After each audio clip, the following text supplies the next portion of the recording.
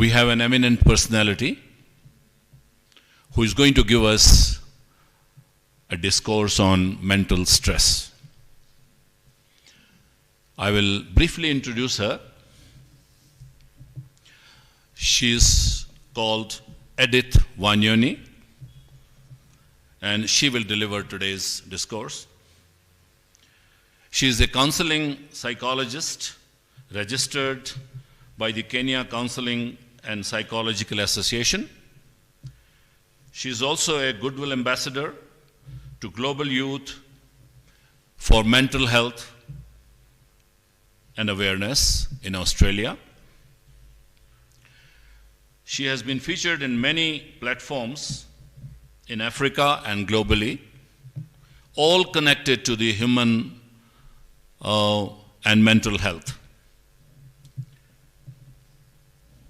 She is a very highly qualified individual, and at the moment, she is pursuing her master's in counseling and mental psychology at the University of Kenyatta.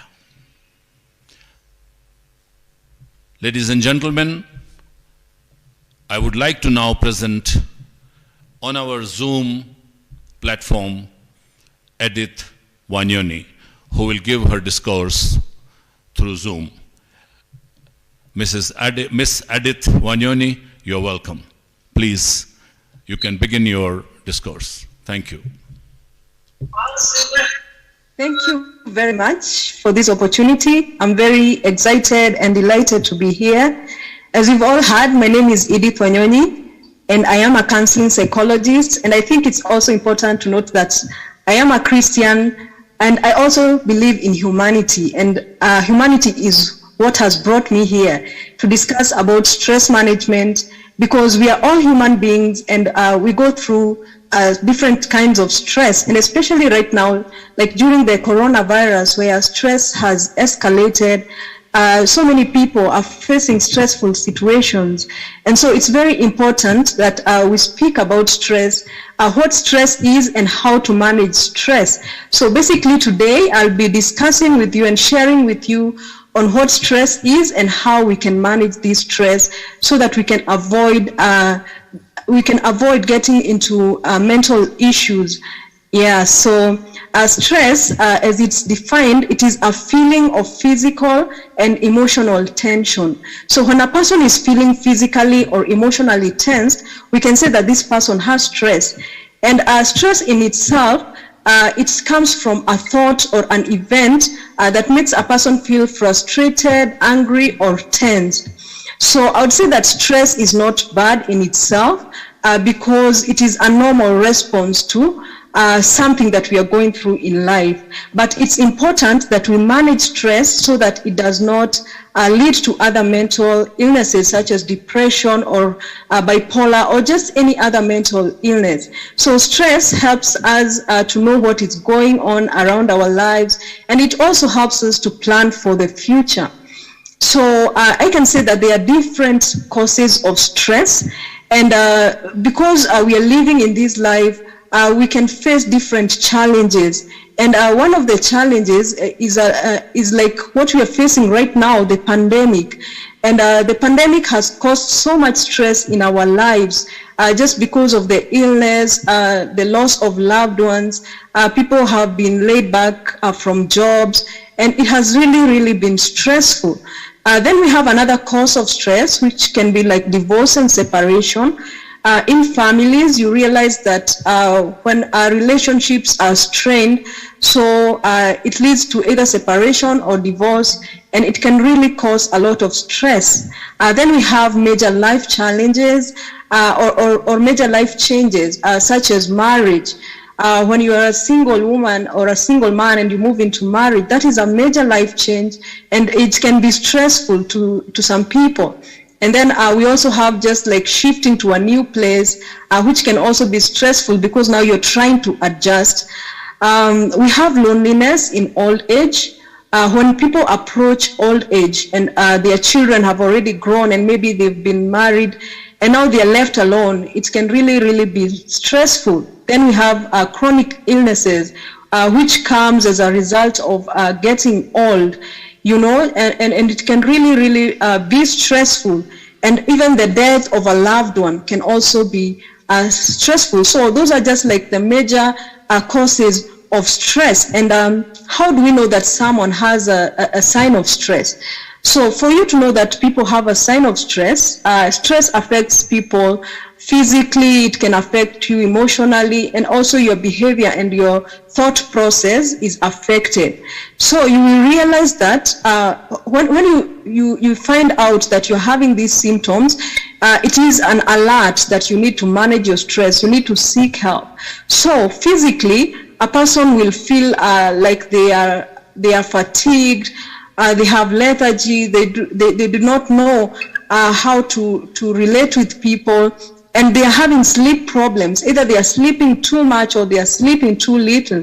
Then emotionally, a person will be irritable, they will be angry, fear and anxiety.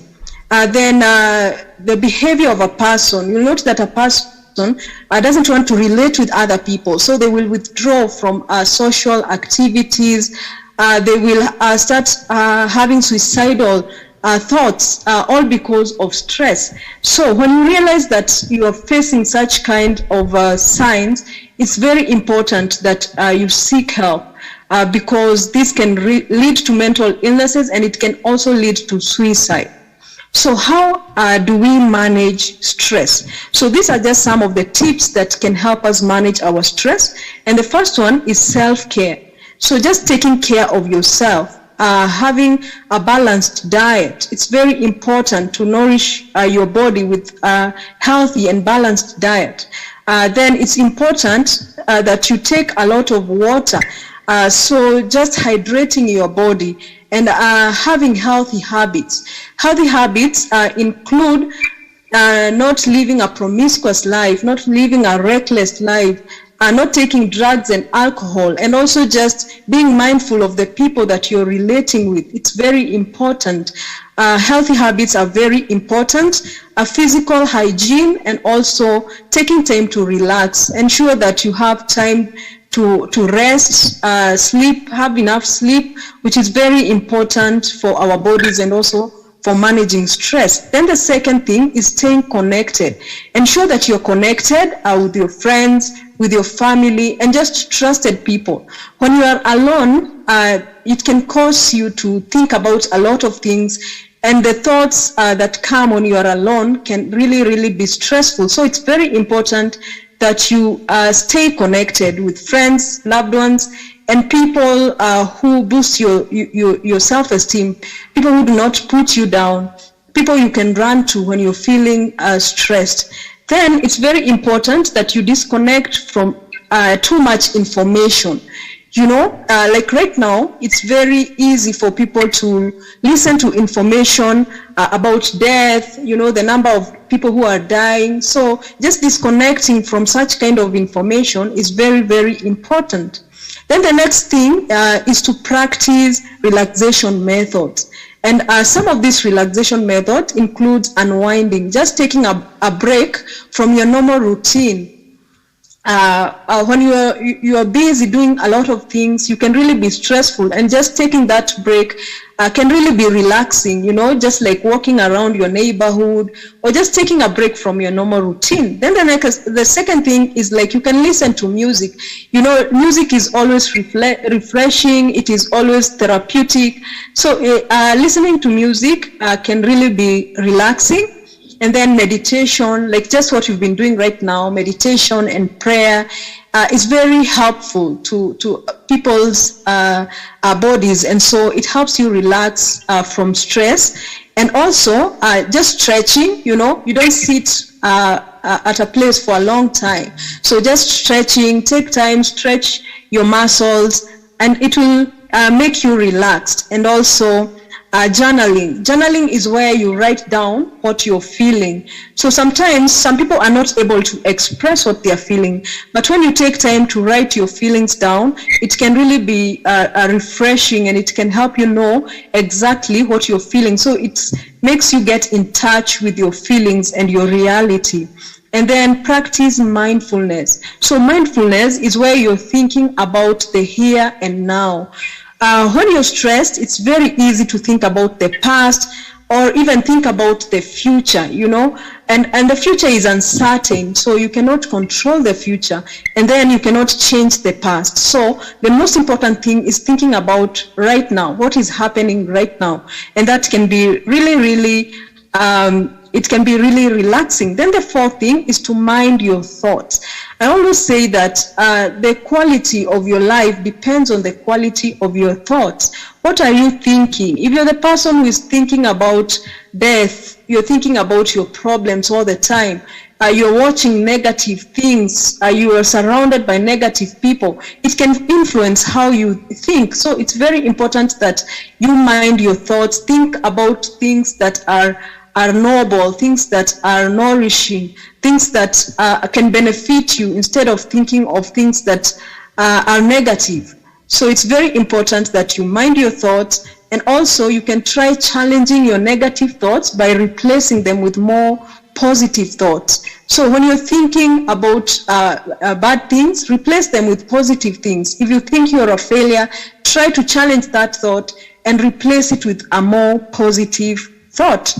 Then practice kindness. You know, just being kind to other people. It doesn't matter what background they come from. So don't look at people's social background, educational background, or their faith, or where they come from, because we are all human beings. I always say that we are a human family. So it's very important that you practice kindness to all human beings. And you can do this by being patient and helpful. When you know that someone is going through a needy situation, just help them. Then you can be a positive influence to other people. Don't be that person who influences people negatively. Be a positive influence to them. Then you can work together as a team if possible. Even at home, in your families, work together as a team, because when you are as a team, it's very easy to fight these challenges that come along. But when you are alone, it's difficult, and you are likely to fall into stressful situations. But when you are a team, you can help each other overcome these challenges. Then you can join a charity group in your community. I'm sure that there are so many charity groups that are there. So if you are free, in your free time, you can join a charity group and help those people who are going through needful situations. So in my conclusion, this is what I'd say. Focus on what you can control. Like I've said, there are some things that you cannot control. You cannot control sickness in your life. You cannot control death. You cannot control so many things. So such things that you cannot control, don't dwell on them. Just focus on the things that you can control. Then the second thing is be mindful. Think about the present moment. Don't think about the past, and don't think about the future. Then schedule time for relaxation, which is very important. Unwind, take rest, and take a vacation if possible, and just relax your body. Then don't make major decisions, especially like right now. Seek help, because it's important to seek help and listen to what other people are saying. Seek advice from people that you trust. So don't just wake up one morning and make major decisions because of uncertainty.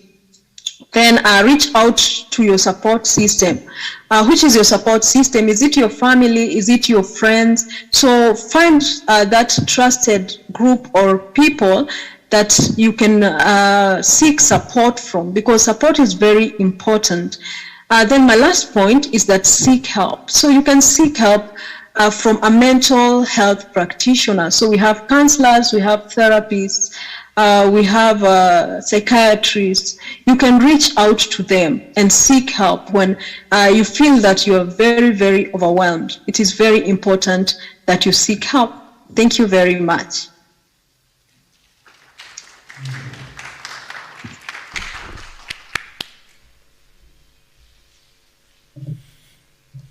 We have just heard a great discourse on how to bust the stress. She has given about 12 to 13 tips, and I heard all of them She said, don't stay in the company of negative people. She said, take more water. Don't rest properly. And many others. I'm sure you all have been benefited like anything from this, such a wonderful discourse by Edith Wanyani. Can we give her once again a very big round of applause? So Edith, thank you all so much from all of us. On behalf of RSMI Nairobi and on behalf of the management and on behalf of all who are present on Zoom as well as physically in our Yajnanshala, we all say thank you very much for coming, and we will look forward to your physical being here one day when the corona subsides.